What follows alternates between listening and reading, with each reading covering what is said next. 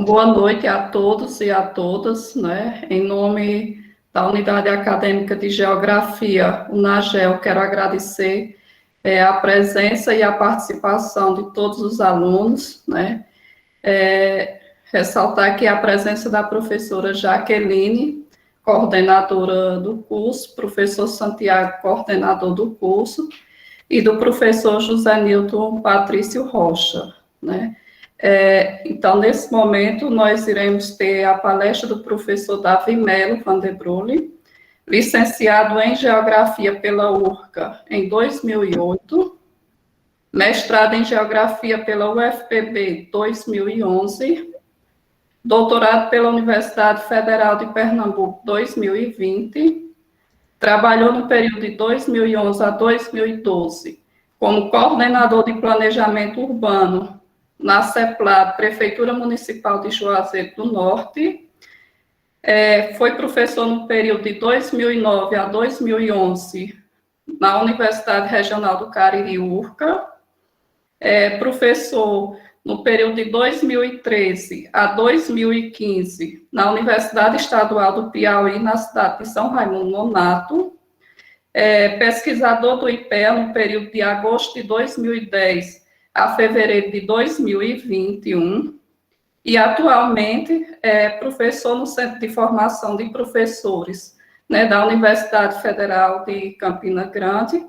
E aí, ressaltando, né, que o professor Davi atua na área de Geografia Humana, com ênfase em Epistemologia, né, Geografia Urbana e Ensino de Geografia. Então, teremos, né, a palestra intitulada Justiça Socioespacial e a Participação Popular no Planejamento e Gestão Urbanos no município de Juazeiro do Norte. Então, Davi, passo a palavra para você, né?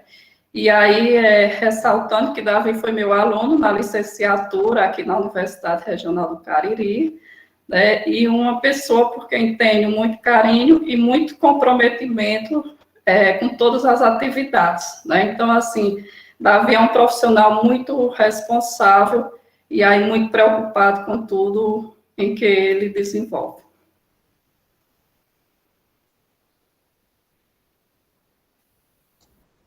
Eu quero agradecer ao convite, né, da professora Ivanalda, por estar aqui hoje. Agradecer também a Cecília pela nossa amizade, pelo carinho que ela tem por mim. E foi uma excelente professora, desenvolvi textos na disciplina dela. Então, isso é muito bom encontrar ela nessa situação, né, de avanço. Acho que para ela deve ser bem legal também, né, ver um aluno podendo avançar também. Isso acho que é uma honra para um professor, quando ele vê um aluno também crescendo, se desenvolvendo. Naquela época eu estava na graduação, hoje já terminei o doutorado. E, assim, desejar boa noite a todos. E eu fiz um recorte da minha tese para apresentar para vocês. E hoje é um dia especial para mim, porque também é o aniversário de minha avó. Se ela tivesse viva, ela estaria inteirando 104 anos. E ela... Foi dela que eu herdei esse sobrenome, Van den Brule, né? O pai dela é um francês, o Conde Adolphe Van den Brule, que veio para o Brasil, logo depois da Primeira Guerra Mundial, de uma família de banqueiros. A coisa estava quebrada depois da Primeira Guerra Mundial, e aí ele veio, e ela me contava essa história quando eu era criança, que ele veio para a Bahia, conheceu o Dr. Floro, e depois veio para o Juazeiro, e conheceu o Padre Cícero. Então eu tenho, assim, boas lembranças dela, e ela contando essa história. Ela tinha uma boa lembrança do Padre Cícero. O Padre Cícero ajudou muito a formação dela. Ela foi estudar no colégio de freira, lá em Fortaleza. O Padre Cícero auxiliou, tanto que no testamento do Conde Adolfo, ele fala de Padre Cícero também como um amigo. Então é interessante essa história, né, porque antigamente, acho que o Padre Cícero casava as pessoas também. Então, eu de certa forma, para estar vivo hoje, eu devo alguma coisa a Padre Cícero, que ele casou meu bisavô, escolheu ali, tem aqueles casamentos escolhido ali, arranjado, né? Então, essa breve homenagem à minha avó, Joana Yolanda Van den Brule Matos. uma pessoa que eu tenho um apreço, um carinho muito especial. Então, quero, de certa forma, fazer esse registro e dedicar a ela, porque eu acho que quando a gente conhece as nossas origens, é uma coisa muito importante. A gente sabe que cada pessoa tem suas qualidades e também tem seus defeitos, né? Mas a gente tem que guardar das pessoas as qualidades das pessoas, porque é isso que vai engrandecer a gente, tá? Então, eu acho importante isso.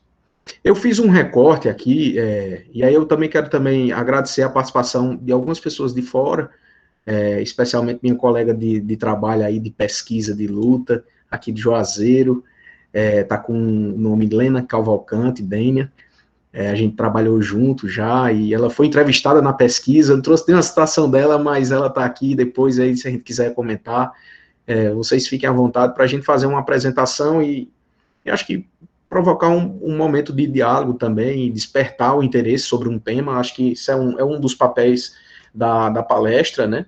Eu fiz um percurso intenso em relação à pesquisa bibliográfica em torno do tema da justiça. Então, eu estava trabalhando como coordenador de planejamento urbano na CEPLAD, cheguei como técnico, e aí me desenvolvendo e crescendo e continuando trabalhando, eu cheguei a ser coordenador de planejamento urbano ali na gestão do Partido dos Trabalhadores, em 2011, 2012, tinha terminado o mestrado fazia pouco tempo.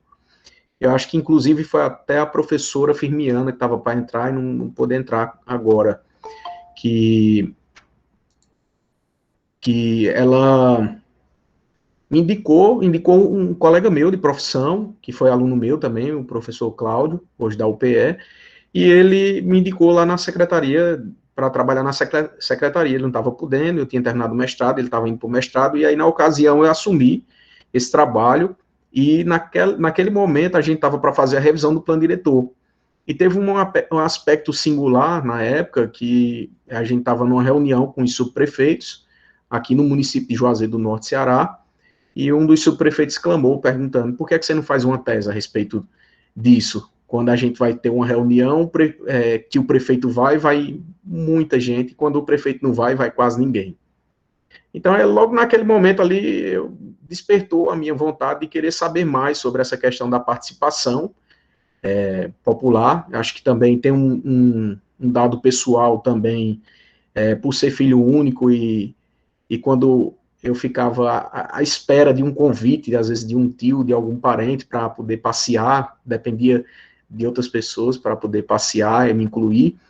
Então, eu sempre tive isso, assim, quando eu ia marcar jogo de futebol, eu marcava e gostava de lembrar todo mundo, incluir todo mundo. Então, essa ideia da participação, ela vem da minha história de vida. Eu não estou tratando uma ciência neutra, né, até porque é uma das críticas que eu faço na tese, que existe mesmo uma postura ética por trás das nossas ações, uma cosmovisão, uma concepção de mundo que vai nortear nossas atitudes. E também quando foi colocado aquilo que o subprefeito disse: e aí, por que, é que a gente você não faz uma tese sobre isso? Quando o prefeito vai, lota; quando o prefeito não vai, não vai poucas pessoas. E aí, claramente, isso aí me mostrou que estava se tratando da participação popular no planejamento e gestão da cidade, mas se tratava também do tema da justiça, porque a justiça envolve vamos dizer assim, um debate, um diálogo aí entre razão e emoção, entre a questão da imparcialidade e da parcialidade, entre a questão da igualdade, da desigualdade.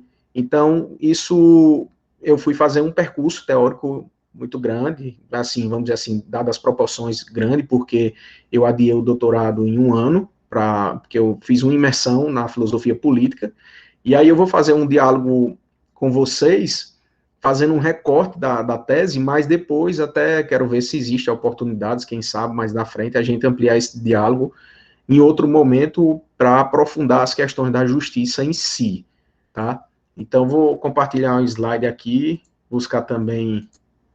Se em algum momento vocês quiserem fazer alguma pergunta dentro da apresentação, podem ficar à vontade, isso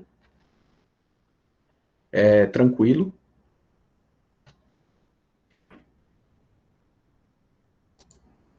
Então, só para saber se vocês estão vendo aí o slide e o áudio, se está também tranquilo aí para vocês. Sim. Vão me dando aí Tá um ótimo. feedback aí. Então, eu fiz esse recorte de trabalhar o município de Juazeiro do Norte, pensando na justiça socioespacial e a participação popular no planejamento e gestão urbanos.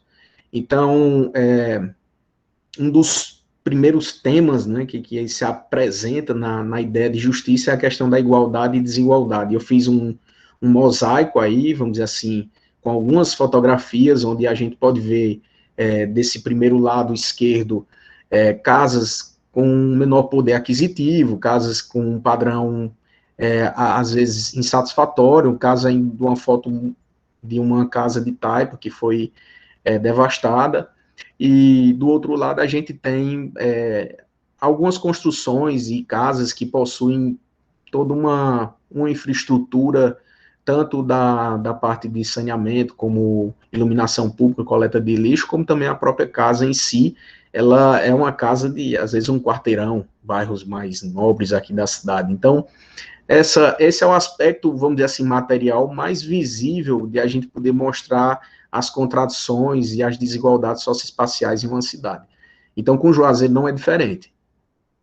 Aí eu fiz esse quadro, e nesse quadro eu solicitava com que as pessoas pudessem falar um pouco em relação a como elas percebiam essas desigualdades, se o crescimento econômico podia ser suficiente para sanar esses problemas. Então, eu fazia algumas perguntas.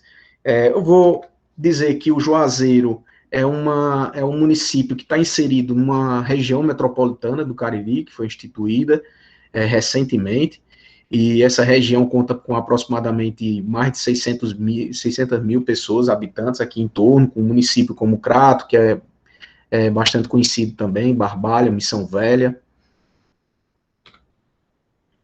E uma primeira questão que eu fiquei pensando, né, quando a gente vai trabalhar essa questão do planejamento, da gestão, em relação ao debate público, quando a gente traz à tona, porque eu trabalhei no plano diretor, né, na tentativa de fazer uma revisão, a gente leva à tona que tipo de cidade nós queremos, né? Que tipo de sonhos a gente pode materializar na cidade. E eu me lembrei de uma citação de Aristóteles, que é em outro tempo, mas aí eu problematizo ela no momento atual, que ele diz uma coisa interessante: a cidade é um tipo de associação. Claro, lá naquela época eram cidades com poucos habitantes. E toda associação é estabelecida tendo em vista algum bem, pois os homens sempre agem visando algo que consideram ser um bem. Então, só que na sociedade atual, a gente vê esse bem multifacetado. Existem diversos grupos e diversas concepções de bem, e como é que a gente pode, dentro de diversos grupos, diversas concepções de bem, às vezes contraditório, deliberar sobre um bem comum numa cidade, pensando no planejamento urbano, pensando no desenvolvimento urbano. Então, essa é uma questão chave e de difícil resposta. Talvez a justiça seja uma possibilidade para a gente pensar alternativas, parâmetros, critérios para se deliberar sobre o bem comum. E aí, dentro da ideia de justiça, ao longo vamos dizer assim, da história, eu posso dividir, assim, de uma forma bem reduzida, em dois grandes grupos. Um grupo que vai dizer que primeiro a gente define a concepção de bem, para depois dizer aquilo que é justo, que é o grupo, por exemplo, do Aristóteles, e outro grupo que é o grupo do contrato social, de Rousseau, de Kant, por exemplo, do John Rawls, que ficou bastante famoso também, escreveu a teoria da justiça, retomou o debate na década de 70, que vai falar que primeiro vem uma certa neutralidade do Estado. Então a gente está pensando em políticas públicas, pessoal, a gente está localizando o Estado, a instituição já Estado, tá? Então, o segundo grupo que vai dizer, não, primeiro deve existir uma neutralidade e depois cada grupo humano poder decidir suas concepções de bem. O Estado não pode deliberar sobre religião de ninguém, não pode deliberar sobre o os diversos tipos de associações, então tem um debate muito rico sobre isso, e aí estão os liberais, né, que valorizam primeiro a liberdade, e dentro das concepções de justiça tem esse debate, quem vem primeiro aí como valor principal, né, a liberdade, vem as concepções de bem, então tem um debate muito rico e profundo em torno disso aí, que eu vou só lançando para vocês, e aí depois, se for possível, a gente desenvolve mais alguma coisa. Primeiro, localizar também um contexto espaço-temporal, né? A gente está no século XXI, a gente trata de um município que tem um fenômeno religioso marcante, uma sociedade com mais de 270 mil habitantes, uma sociedade que sobrevive basicamente do setor terciário, a zona urbana, rural é pequena, o PIB da agricultura não é tão expressivo, então a gente tem um município que tem essa marca de que milhões de fiéis vêm visitar o Juazeiro, pagar promessas, então pensar o planejamento urbano, pensar a gestão da cidade, nesse município, no caso Juazeiro do Norte, tem essa característica singular, envolve um cuidado a mais, envolve uma percepção a mais em torno do zoneamento, em torno do uso do espaço público, e essa minha história de pesquisa sobre isso já vem há um bom tempo. No mestrado, pesquisei o uso do espaço público pelo comércio informal, os camelores, a disputa entre o poder religioso de poder deliberar o uso de espaço ou não, da própria prefeitura. Então, existe dentro do planejamento urbano, na forma de pensar o espaço, esse cuidado. Agora, é claro que o Juazeiro hoje não sobrevive de romarias, não se trata disso. O Juazeiro hoje tem prédios comerciais, tem toda uma infraestrutura de serviços também, que projeta a cidade não apenas como o turismo religioso ou em torno da fé, mas tanto que no plano diretor dos anos 2000, um dos projetos que se pensava, né, do Juazeiro, o plano diretor ele tem 5 projetos, pensando no futuro, um deles é o roteiro da fé. E uma característica desse roteiro da fé é a tentativa de transformar o Juazeiro como um importante centro de turismo religioso, inclusive para a América Latina.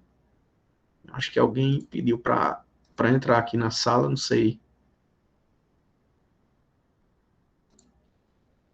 Então, vocês estão acompanhando? Estão vendo o slide aí, novamente? Que eu acho que alguém tinha pedido para entrar. Sim. Então, tranquilo, Sim, né? tranquilo. Beleza. Então, o Juazeiro lota, viu, pessoal? Venham conhecer o Juazeiro. Eu estou um pouco sério, né? Às vezes falando de um tema tão denso, às vezes, mas faz parte do meu cotidiano também. E é uma festa são várias festas que o Juazeiro tem. Vale a pena conhecer, tanto a questão do fenômeno religioso, como também a região do Cariri, com a Chapada do Araripe, as belezas naturais, algumas fontes, a questão cultural, com a Casa Grande também, aqui próximo à nossa região. Então, é uma região rica em diversos aspectos, tá? Mas eu vou tratar mais especificamente em relação à minha pesquisa, né? Não foi necessariamente em torno do fenômeno religioso, mas sim pensando a justiça socioespacial no planejamento e gestão da cidade. E aí o Juazeiro com prédios modernos, com shopping center, esboçando uma nova centralidade, com instituições de ensino superior que atendem pessoas de outras regiões, de outras cidades. Mas o meu objetivo central, principal, vamos dizer assim, foi avaliar o processo de incorporação ou não da participação popular no planejamento urbano do município de Juazeiro do Norte. E aí eu fiz um recorte para isso, utilizando, num primeiro momento, pensar o plano diretor, como isso foi tratado no plano diretor, como foi incorporado ou não a participação popular no plano diretor. Teve um segundo momento, que como é que a gestão do Partido dos Trabalhadores, que havia-se um sonho, né, de certa maneira, de grupos populares, em que a gestão do PT fosse uma gestão que tivesse como marca a participação popular, por alguns motivos, tá? Então, eu faço esse recorte indo lá para os anos 2011, 2012, com a tentativa de revisão do plano diretor e com a gestão do Santana, que buscou fazer uma tentativa de revisão do plano diretor, e depois eu faço uma ida, vamos dizer assim, já no período atual, da minha pesquisa, que foi 2019, uns 5 anos, né? Acho que 2016, 17, 18, 19 e defendi 2020. Que eu entrevisto líderes de associações. Então, fiz um levantamento de diversas associações do município para saber quais eram as lideranças das associações, tá? De certa maneira, esse objetivo geral, ele tem dentro dele também um outro objetivo, que é buscar identificar como a questão do desenvolvimento urbano e da justiça e injustiça foi considerado em documentos oficiais, como no caso o plano diretor, a proposta metodológica, o estatuto da cidade, bem como na concepção de pessoas que participaram e de pessoas que não participaram diretamente das gestões municipais. E aí eu fiz esse recorte analítico que eu falei para vocês, do plano diretor, da tentativa de revisão na gestão do Partido dos Trabalhadores, e nas concepções de algumas pessoas que estiveram ligado a esse primeiro momento do plano diretor, pessoas que inclusive participaram da elaboração do plano diretor, como Augusto Capibaribe, a Pautília Ferraz também. Então, pesquisei pessoas que estiveram na equipe técnica do plano diretor, entrevistei pessoas que participaram indiretamente, não estavam na equipe técnica, mas que estiveram em reuniões, como José Roberto Celestino, que sempre foi muito atuante aqui na nossa região.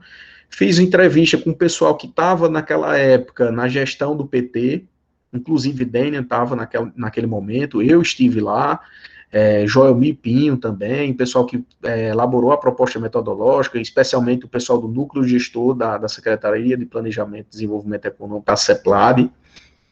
Fiz também entrevista com vereadores, que de certa forma coloquei o tema em questão, em debate, né, de desenvolvimento urbano, o que é justiça, o que é injustiça para eles, e também das lideranças das associações.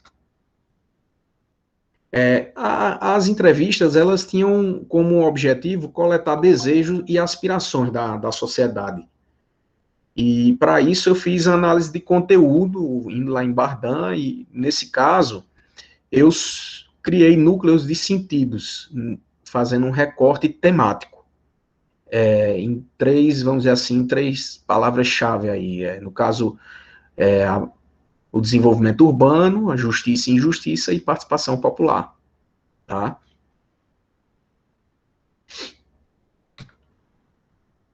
Algumas questões que nortearam esse trabalho, né, eu só coloquei algumas, tá? Eu estou fazendo um recorte mesmo, porque realmente é um trabalho de fôlego, né, um doutorado, 5 anos, e trazer, assim, em poucos minutos, é sempre um dilema do que trazer, né, para as pessoas.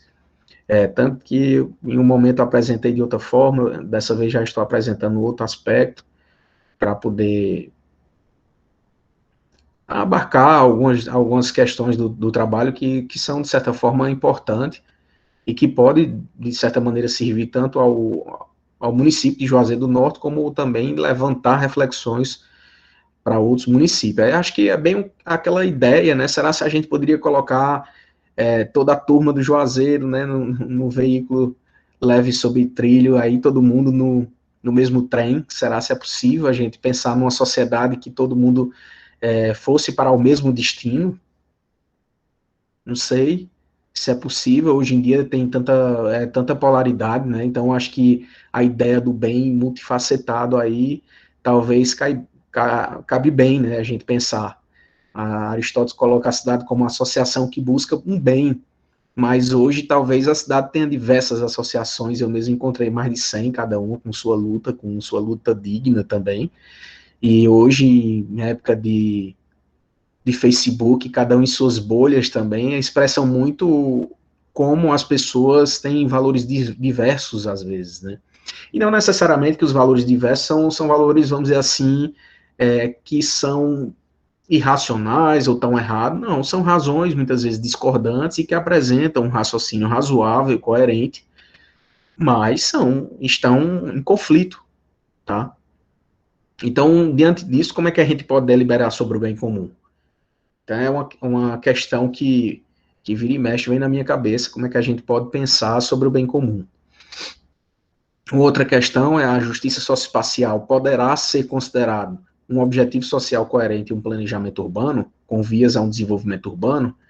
Então, assim, eu fui em algumas leituras, por exemplo, o Marcelo Lopes de Souza traz a ideia do desenvolvimento urbano pensando o paradigma da autonomia individual e coletiva e como parâmetro subordinado à autonomia, a justiça social e a qualidade de vida.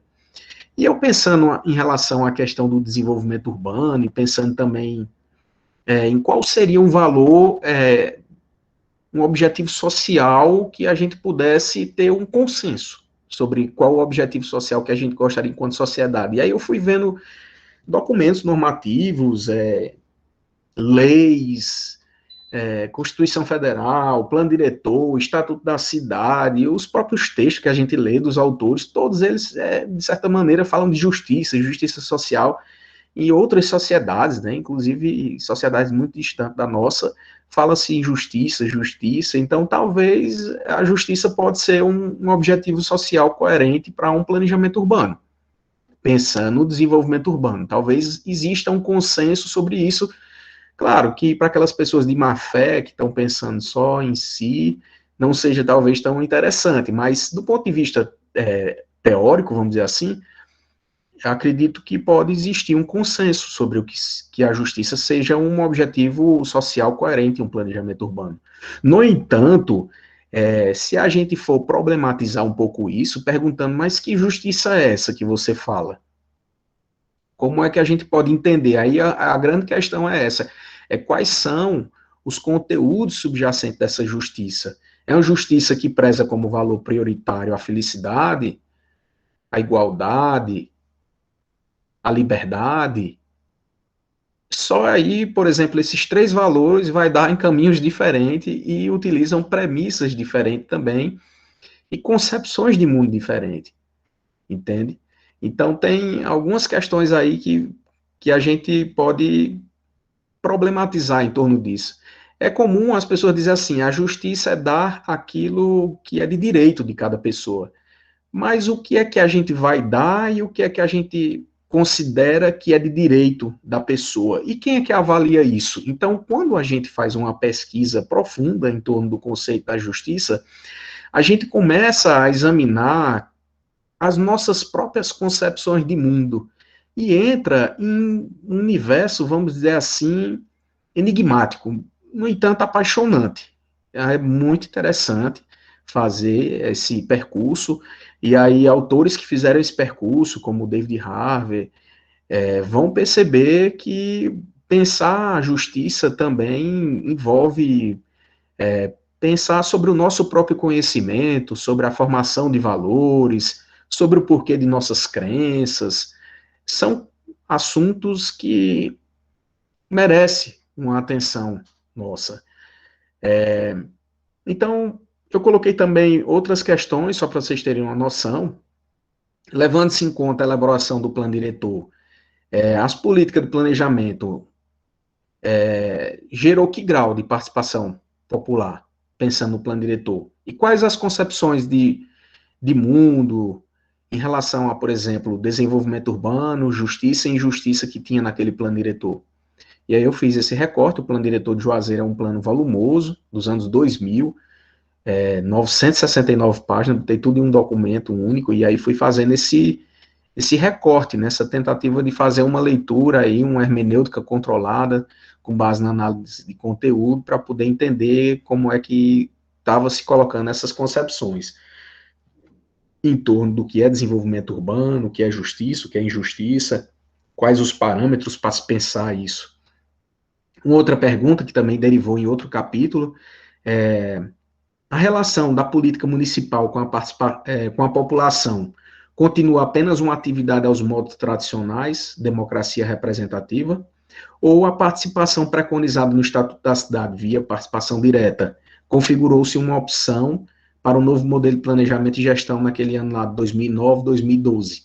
Porque o Estatuto da Cidade é 2001, tudo bem, o plano diretor é de 2000, em 2001 chega o Estatuto da Cidade, já em 2009 a 2012 a gente está numa gestão do PT que promete, né, uma ampliação da participação popular, e o Estatuto da Cidade traz alguns capítulos, e um dele, por exemplo, é a gestão democrática da cidade. E aí um dos capítulos da tese pergunta justamente isso: será se com essa gestão do Partido dos Trabalhadores a gente teve realmente avanço do ponto de vista do Estatuto da Cidade, da participação popular, mecanismos, inclusive orçamento participativo, assembleias públicas, ou se ficou aquela democracia, vamos dizer assim, representativa, tradicional, só em campanha política e vai lá dar o voto e pronto, né? Então eu trago esse aspecto do que é essa democracia. Como é que a gente pode entender? A democracia, vamos dizer assim, eu entendi, tá?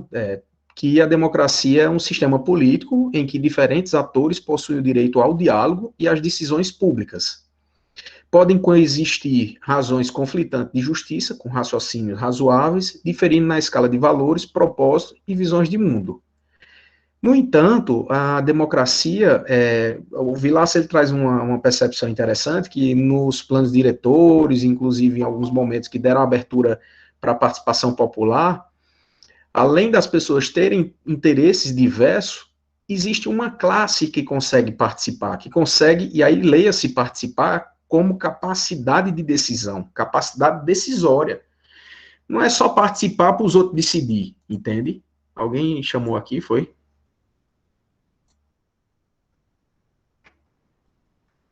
Então, a participação, ela envolve uma dimensão que envolve a dimensão de poder decidir, deliberar, não só apenas emitir opinião. Então, a ideia da democracia é que não seja um sistema político que diferentes atores com valores diversos tenham direito ao diálogo e também às decisões públicas. No entanto, na prática, isso aí é bastante conflitante, né? Mas, no entanto, eu pensei em uma justiça socioespacial multidimensional, considerando a pesquisa, trazendo aí como um ponto de partida, vamos dizer assim, um critério para pensar a justiça, a participação popular. E a participação popular, nesse sentido aqui, envolve dizer que não existe um sujeito privilegiado. Ah, eu sou intelectual, estudei, então eu tenho uma melhor cognição para poder decidir, deliberar. Não, ou é um prefeito, é porque o cara é um grande empresário, tem uma visão da cidade como negócio, ou não, a gente tirar essa ideia de que tem um sujeito privilegiado que vai deliberar. Claro que as pessoas têm suas capacidades, suas habilidades, mas também incluir as pessoas que às vezes não têm vamos dizer assim, uma fala, uma fluidez na fala, mas que está lá no bairro, passando por condições difíceis, e aquela pessoa precisa ser escutada também, no seu cotidiano, ser observada, tá? E aí entra a questão da pedagogia urbana, do técnico que vai fazer uma leitura sobre essas pessoas, e que isso é importante. Então, é porque fica as pessoas pedindo para entrar, né? Aí, agora foi Firmiana que está nos brindando aí com a sua participação também. Firmiana foi minha professora e também já pesquisa aqui sobre a região, e também acredito que vai colaborar aí com o plano diretor de Juazeiro, que está para ser feito a revisão. Tomara que agora vá, né? Que agora dê certo. Então, assim, pensando na democracia, dessa forma, eu pensei uma justiça socioespacial multidimensional, que vai envolver diversas esferas, e que a participação popular, ela passa a ser um critério, tá? Um critério dessa justiça. E uma característica dessa justiça é o diálogo, tá? Esse diálogo, agora, eu pude perceber, e aí algumas coisas eu lanço ainda também como hipótese, né, que eu sou muito verdinho ainda, estou começando uma trajetória, eu pude perceber que as pessoas, aí eu vou tentar trazer pelo menos uma definição, não necessariamente um conceito muito bem estruturado, mas uma definição e uma distinção entre diálogo e conversar, tá? Só para vocês entenderem como é que eu estou pensando. Eu acho que normalmente as pessoas, elas conversam, né? Conversam sobre temas que são de conversar, de convergir sobre os mesmos valores. Ah, tu torce Palmeiras, eu também, gosto de tal filme, gosto também. Falam de assuntos de interesse em comum e tal, e é muito gostoso, né? Na conversa a gente também faz as amizades, né? É tanto que a ideia do amigo também é aquela pessoa que está ali, que tem mesmo valores da gente, valoriza os mesmos bens, é ótimo, beleza. Mas o diálogo, pensando aí, no caso, as políticas públicas envolvem o quê? Premissas diferentes, valores diferentes, pontos de partida diferentes. Então, o diálogo ele já envolve aí uma luta de contrários, envolve realmente uma dialética, tá? Então, normalmente, essa distinção, para mim, já dá para a gente ter uma noção e chamar a atenção para a importância do diálogo, porque o Amartya Sen, ele diz uma coisa interessante, que a natureza da justiça reside no diálogo.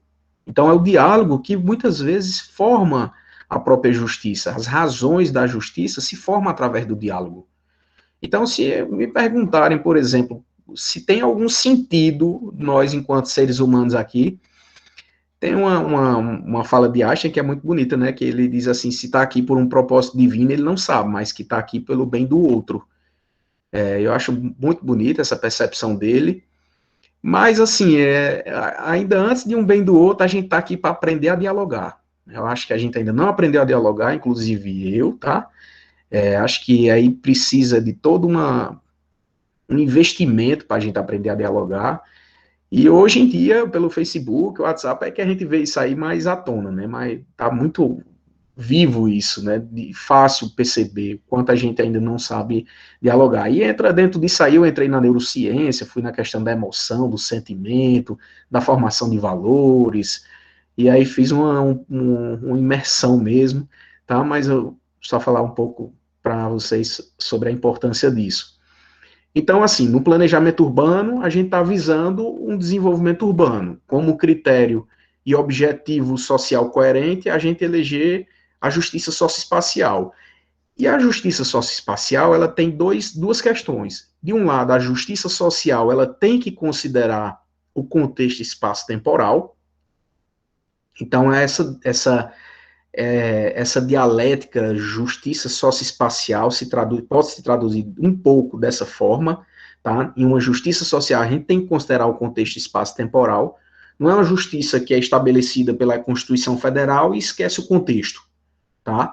Então, só um exemplo simples para vocês terem uma noção. O meu contrato na Federal de Campina Grande, ele é um contrato foi 3 meses, uma licença maternidade. E existe uma lei que diz que a pessoa, depois de terminar um contrato, que encerra seu contrato na esfera federal, tem que passar 24 meses sem ter direito a passar novamente um concurso público. Mas assim, a lei é abstrata, sem considerar os contextos, como assim? Aí entrei na justiça, estou saindo agora da Federal de Campina Grande, e passei na UFOP, fui chamado, tinha dado indeferido, e aí a gente recorreu, mostrou as especificidades da minha questão, a singularidade da minha questão, e o juiz aceitou. Então, vou assumir agora a UFOP. Então, assim, só para vocês terem a noção, existe a lei normativa e tal, as decisões, de uma forma geral, mas e os contextos singulares?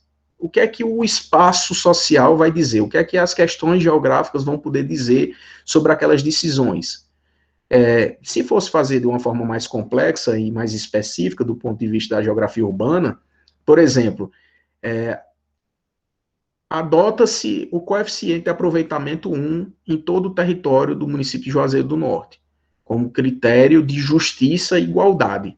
Mas será se é mesmo? Será se em algumas áreas mais densas ou menos densas, a gente não poderia fazer um critério de coeficiente de aproveitamento um pouco diferente? Não sei, são questões para se pensar. Uma outra questão é que a justiça socioespacial, tem também o dado da justiça espacial. E aí eu faço uma defesa que a justiça espacial deve se considerar concepções de vida boa, que são as concepções de bem. Então, eu já parto de um pressuposto de que a ideia da justiça, eticamente, ela envolve a ideia de bem, de concepções de bem. Mesmo aqueles que dizem que defendem a neutralidade do Estado. Não existe uma condição de neutralidade. Porque a própria pessoa, quando vai...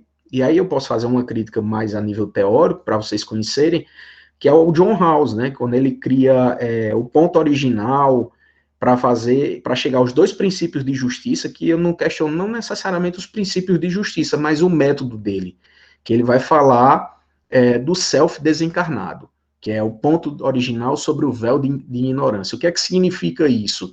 É que o ser, ele esquece as condições singulares dele, se eu sou professor, se eu sou médico, se eu sou psicólogo, se eu sou juiz, se eu sou desempregado, ele esquece todas as conjunturas singulares que faz o ser social, e para poder chegar aos princípios da justiça, que aí ele trata a justiça como equidade, e fala também da justiça como um aspecto de liberdade, e chega aos dois princípios dele.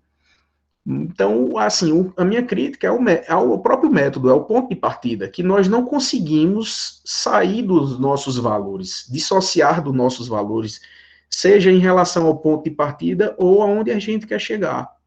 A própria concepção de justiça, a qual, como eu entendo, não trazendo só questões para vocês, mas também algumas coisas de como eu estou entendendo, a própria ideia de justiça envolve uma outra pergunta. Como é que a gente entende o que é o ser humano e o que ele pode ser? Qual a finalidade de vivermos em sociedade? Então, envolve essas perguntas para se chegar a uma concepção de mundo, um ponto de partida, para poder a gente pensar o que é um bem coletivo, por exemplo. Então, assim, agora, claro que a justiça, eu acho que é interessante essa frase do Castoriadis, que ele diz que a justiça ela não é uma coisa fechada, algo que deve permanecer em aberto, em constante condição de poder se aperfeiçoar. E aí, essa ideia do melhor. E a ideia do melhor envolve uma ética, e pensar o que é melhor. O que é melhor envolve um diálogo. Então, de novo, volta a importância do diálogo e na possibilidade de a gente poder desenvolver uma compreensão em relação às questões. Eu acho que agora eu dei não sei se eu mexi aí com o juiz de vocês, ou se eu estou colocando muita coisa, mas como vai ficar gravado, e pode ser que em algum momento precise até usar essa fala em outra situação, quem sabe a gente aprimora também uma forma de explicar isso de maneira mais simples, né? Mas, assim, o que eu estou trazendo é que a justiça espacial deve se considerar a concepção de vida boa, até porque a gente está numa sociedade que é dividida em classe, o que é necessário para uns, para outros já deixou de ser necessário, porque já conseguiram atingir isso aí. As lutas, por exemplo, de pessoas que estão morando numa condição bem melhor, de infraestrutura, não é mais as lutas de pessoas que estão morando em bairros precários, sem saneamento, sem infraestrutura, né? Então, assim, essa ideia de se colocar no lugar do outro, né? A ideia da justiça é um pouco essa também, de se colocar no lugar do outro. Aristóteles diz uma frase que é interessante, que ele diz assim, a justiça é uma virtude perfeita, é uma virtude completa, porque ela não diz respeito só à pessoa que possui, mas serve como um bem do outro. E aí eu trouxe mais coisas, deixa eu ver o que foi que eu trouxe. Então eu coloquei como hipótese que se as visões de mundo entre as pessoas pesquisadas e os documentos legais se acham tão díspares e, portanto, possuindo poucas semelhanças, torna-se uma dificuldade para coadunar um valor substantivo de justiça socioespacial favorável ao desenvolvimento urbano. Dessa forma, a marca de nossa sociedade atual é o conflito. Neste sentido, é preferível abrir o diálogo e investigar o que é o bem do outro através das políticas participativas. Ou seja, o tema da participação no planejamento e gestão da cidade, em busca de justiça, recai sobre os conflitos entre ideais de sociedade e de vida boa, os quais estão vinculados às concepções de mundo influenciadas constantemente por seus valores sobre o prisma do contexto espaço-temporal. Então, ao fazer um planejamento urbano, eu penso que a gente, enquanto gestor e ente público, tem que se abrir para poder identificar quais são os conflitos que vestem as ideias, os ideais de sociedade, quais são ali, vamos colocar o sonho de cidade, e aí não só os ideais de cidade, porque muitas vezes a gente percebe que em alguns momentos, eu estou colocando isso aí como hipótese, mas aí já no final, né, da tese, eu fui perceber também que em alguns momentos as pessoas identificam os mesmos problemas. No entanto, elas partem de premissas diferentes e buscam soluções também diferentes. Tá? Então, por exemplo, enquanto uma corrente vai acreditar que a solução para alguma determinada questão seja o crescimento econômico, outros vão dizer que não, pelo contrário, o crescimento econômico vai provocar mais dano em relação a isso aí. Então, entra todo um debate em torno disso aí. Eu trouxe aqui uma comparação para vocês terem uma noção que é justamente isso, né? As concepções de mundo aí, que o plano diretor trata, em alguns momentos, né, a cidade como mercadoria, falando de empreendedorismo urbano, planejamento estratégico, ambiente competitivo, e aí vocês podem localizar no plano diretor isso, municípios concorrentes, cidadãos são tratados como cliente, muitas vezes, então não há ideia de cooperação entre os municípios aqui, uma ideia de integração de uma região metropolitana, mesmo que não seja instituída, né, mas os vizinhos, os municípios vizinhos ao Juazeiro, poder ser, vamos dizer assim, entes cooperativos, não, passa a ideia de municípios concorrentes, do ambiente competitivo, e a ideia de que o crescimento econômico passa a ser o parâmetro de sucesso, né? Além de ser parâmetro de sucesso, passa a ser também a ideia de que o crescimento econômico é que vai solucionar muitos dos problemas. E a ideia de participação apareceu no plano diretor, nos anos 2000, como uma participação muito mais consultiva. O poder de deliberação, de decisão, ficou para o Conselho Municipal do Plano Diretor, e, claro, para poucos agentes ali do Poder Executivo e também Legislativo. Já na proposta metodológica, que foi um documento criado aí na gestão de 2009-2012, que a proposta metodológica é como se faria a revisão do plano diretor. Esse foi um documento que o município lançou naquele período aí, que já tem um diálogo mais próximo com uma ideia de participação, né, do planejamento participativo. Não se queria fazer uma apresentação, apenas um diagnóstico, né, mas uma apreciação situacional, onde a gente ia poder dialogar, construir com os moradores, mostrar suas dificuldades através do olhar deles.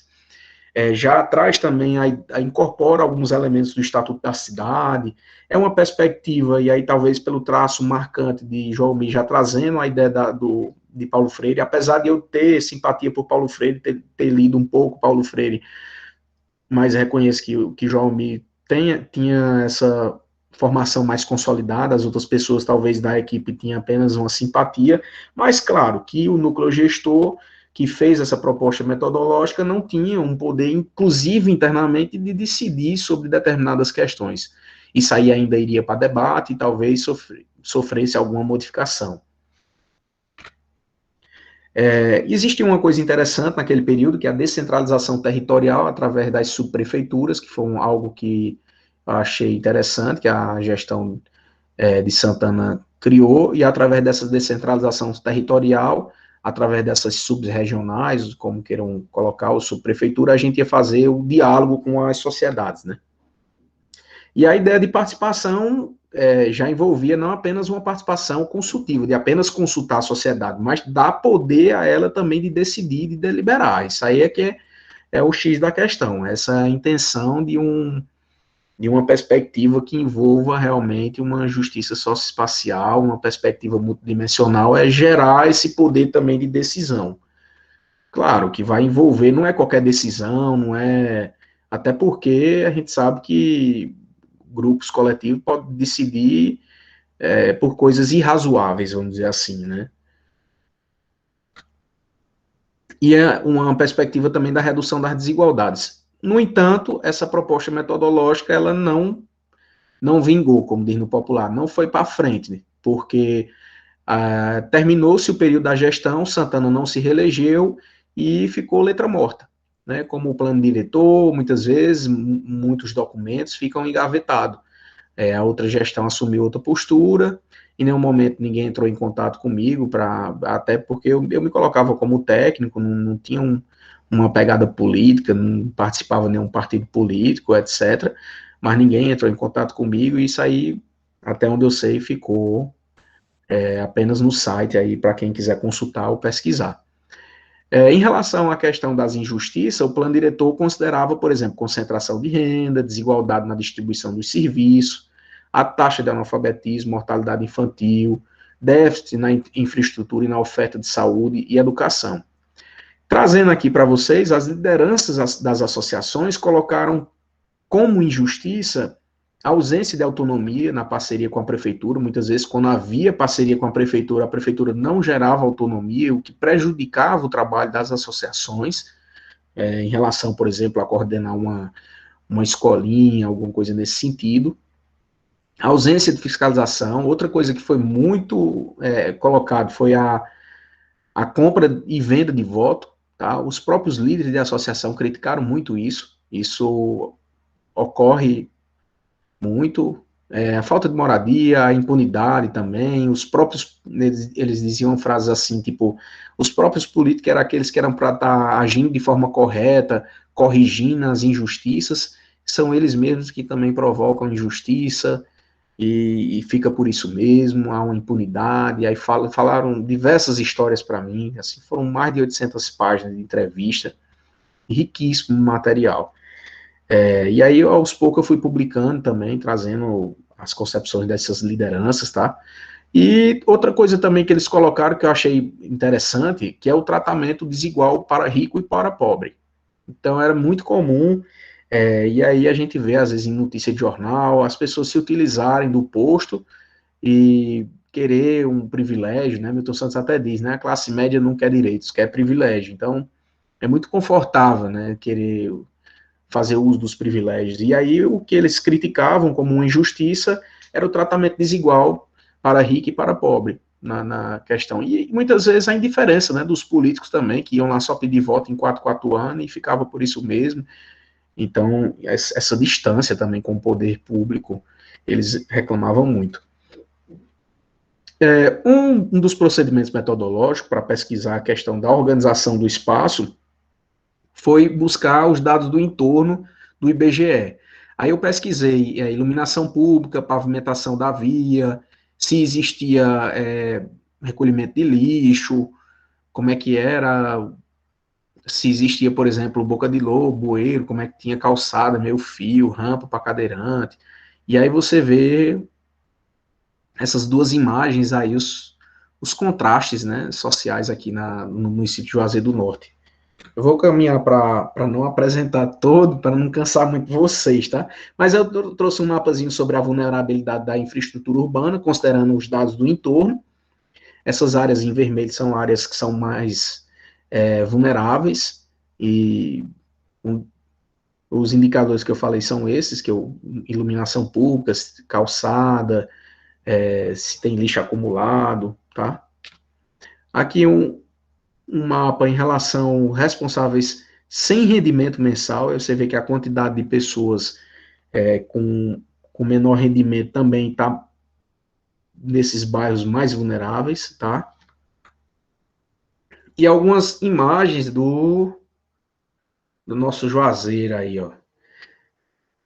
A expansão da cidade, algumas vias, há um recorte, né, da rede urbana aí, um traçado, né, vamos dizer assim, e algumas casas que tem quarteirão aí, algumas casas na Lagoa Seca, um bairro mais nobre, alguma expansão urbana, algumas ruas ainda incompletas, vamos dizer assim, sem calçamento, algumas ainda por abrir e sem infraestrutura, ainda também uma área que não está tão verticalizada.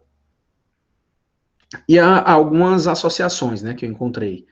E interessante que, por ser uma sociedade, assim, de certa maneira, bem religiosa, a maior quantidade de associações é associações de desenvolvimento e defesa de direitos. 35%. E aqui algumas casinhas, próximo ao... as calçadas de Juazeiro, as irregularidades são grandes do ponto de vista urbanístico, tá? São muitas.